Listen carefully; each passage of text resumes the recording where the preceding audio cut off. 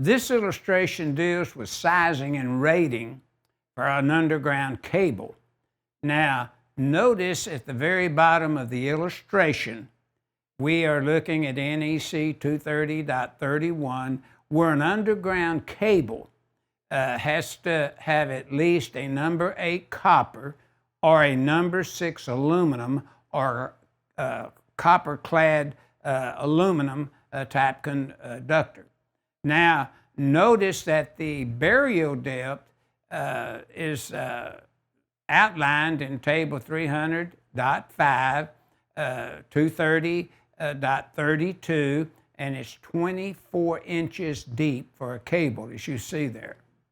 But where we wrap that cable and pull it through the raceway system up to the meter base, then we need a covering of 18 inches down to the 90 that you see there. That makes that 90-degree turn where the cable comes through the 90-degree elbow and up through the conduit to the meter base, and then from the meter base into the service equipment.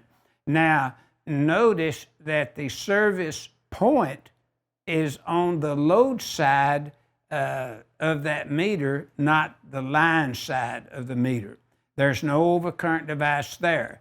The wiring method is being used here to enclose that cable is rigid metal conduit, IMC, or a PVC non-metallic system that meets the requirements of 300.5D as in dog 4. Now, we again, in the NEC loop, we suggest very highly that you review 230.31B, 230.23B, 230.42B, and then review for disconnecting requirements 230.79A through D as in dog.